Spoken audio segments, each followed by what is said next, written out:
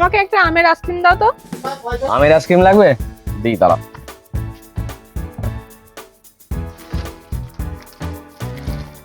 এইটা নয়,